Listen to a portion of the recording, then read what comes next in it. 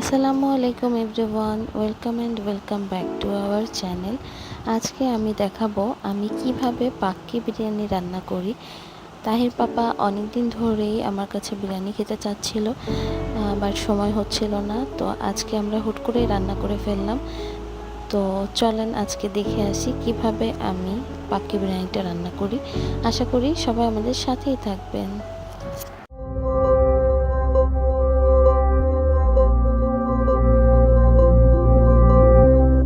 বিরিয়ানি রাঁধতে আমরা ফার্স্টে 1 কেজির একটু বেশি মাংস নিয়েছি। এখানে হাড় সহ মাংস নিয়েছি আমরা ফার্স্টেই টক দই অ্যাড করব। এখানে আমি 4 টেবিল চামচের মতো টক দই নিয়েছি, পুরোটাই দিয়ে দেব। এটা আমি আড়ংয়ের টক দইটা ইউজ করেছি। এখানে সমপরিমাণ বাদাম পেস্ট নিয়েছি। এখানে প্রায় 100 গ্রামের মতো চীনাবাদাম নিয়েছিলাম, পুরাটাই আমি দিয়ে দিচ্ছি। এখানে আমি কিছু পেঁয়াজ কুচি নিয়ে নিচ্ছি। এটার মধ্যে আমি অ্যাড করছি পেঁয়াজ বাটা। এটা আমি ব্লেন্ড করে নিয়েছি, ছোট বাটির 1 বাটি পরিমাণ। আরও অ্যাড করছি এখানে আদা আর রসুন বাটা। এটাও 4 টেবিল চামচ মতো, তার মানে 2 টেবিল চামচ করে। এটার মধ্যে অ্যাড করছি কিছু গোলমরিচ। এটার মধ্যে কিছু রাঁধুনি বিরিয়ানি মশলা অ্যাড করে দিচ্ছি। এটার মধ্যে তেজপাতা, তারপর গরম মশলা সব কিছুই থাকে। এটা দিয়ে দিচ্ছি, এখানে 3 চামচের মতো দিয়েছি। এটার মধ্যে একটু জিরা গুঁড়া অ্যাড করে দিচ্ছি, 1 চামচ 1.5 চামচ মতো।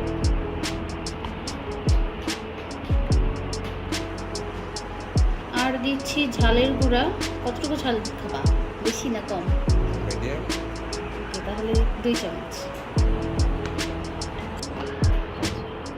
আর লবণ দিয়ে দিচ্ছি স্বাদ অনুযায়ী।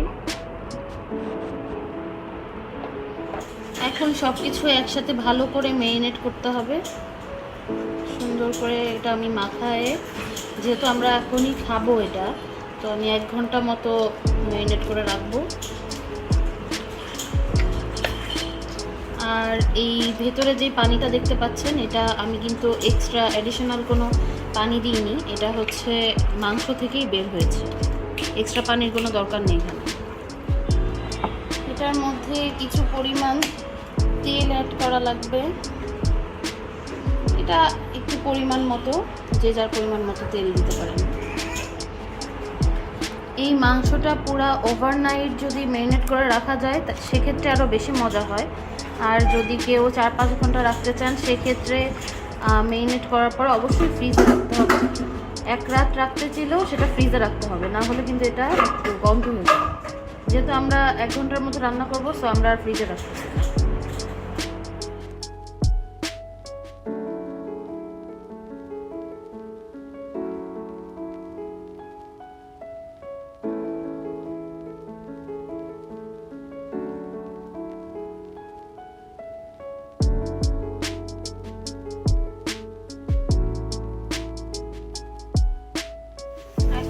আমি কিছু বেরেস্তা করে নিব।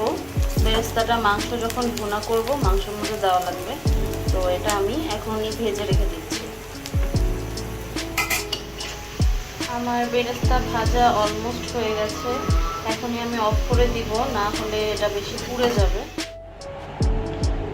এখানে আমি 1 কেজির মতো চাল নিয়েছি, 1 কেজি চাল।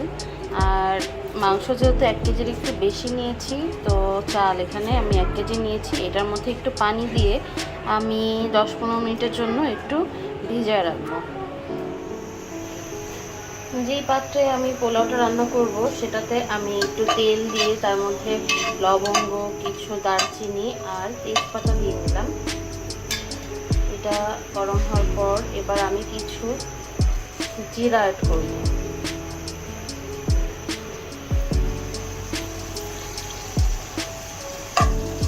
এটা হয়ে আসলে আমি পোলাওয়ের জন্য আমরা যতটুকু তেল দিতাম তার থেকে একটু কম তেল দিব, যেহেতু আমি চালটা আগে থেকে ভিজিয়ে রেখেছি।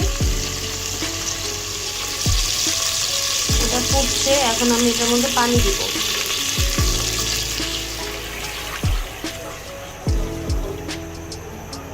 আমি পানি অ্যাড করে দিয়েছি।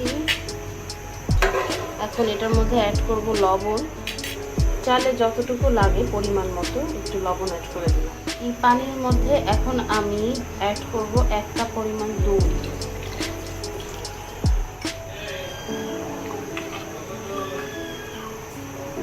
এটা একটু ফুটে আসলে আমি তারপর এটার মধ্যে চাল অ্যাড করব।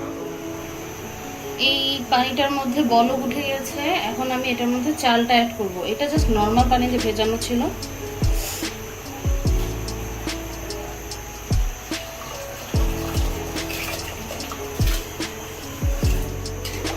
এটা সুন্দর করে নাড়ার পরে এখন আমি এটা সিদ্ধ হওয়ার জন্য রেখে দিব।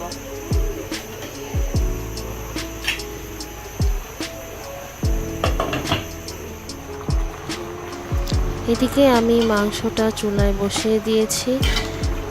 এখন মাংসটা সিদ্ধ হওয়া পর্যন্ত একটু ঢেকে রাখবো।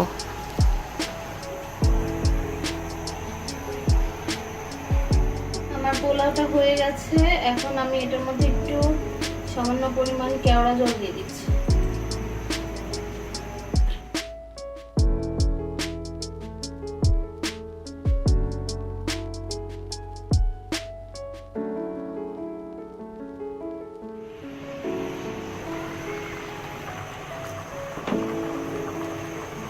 মাংসটা অলমোস্ট ডান।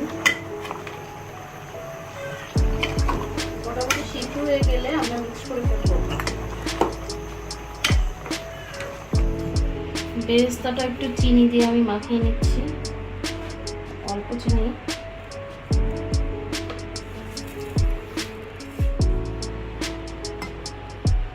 এখন আমরা লেয়ার করব, তো আগে উপর থেকে কিছু ভাত তুলে রাখতে হবে।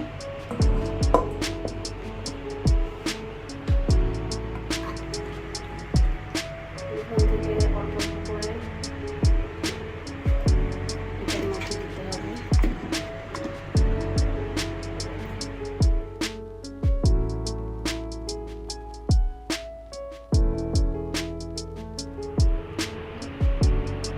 এবার এটার উপরে আমি বেরেস্তা দিচ্ছি।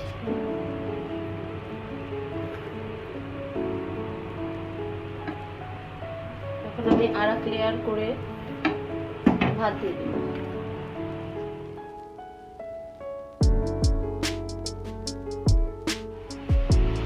এখানে আমি কিছু পরিমাণ ঘি দিয়ে দিচ্ছি, ঘিটার জন্য স্মেলটা ভালো আসবে।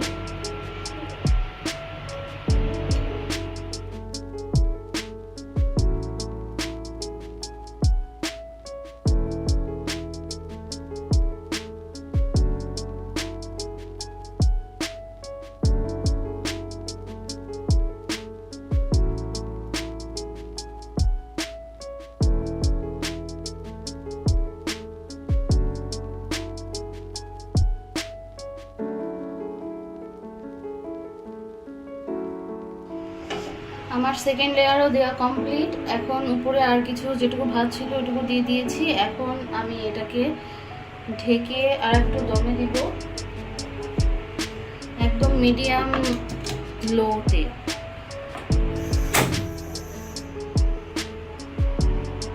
এখানে আমি আসলে আধা ঘন্টা রাখার দরকার নেই, আমার মাংসটা পারফেক্টলি হয়ে গেছে।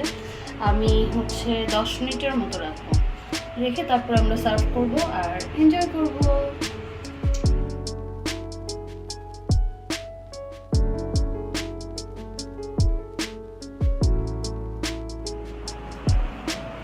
এখন আমরা সার্ভ করব আমাদের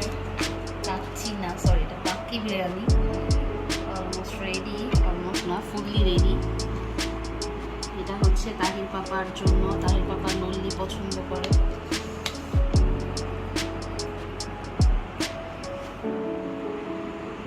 আমরা আজকে বিরিয়ানিতে কোনো আলু ইউজ করিনি।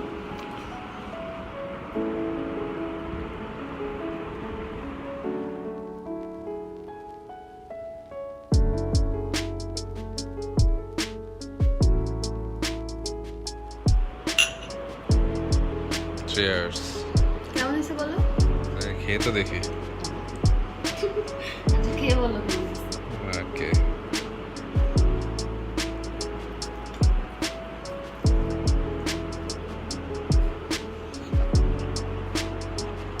টেস্ট ভালো, গোশগুলো নরম হয়েছে, just awesome. Thank you. Welcome.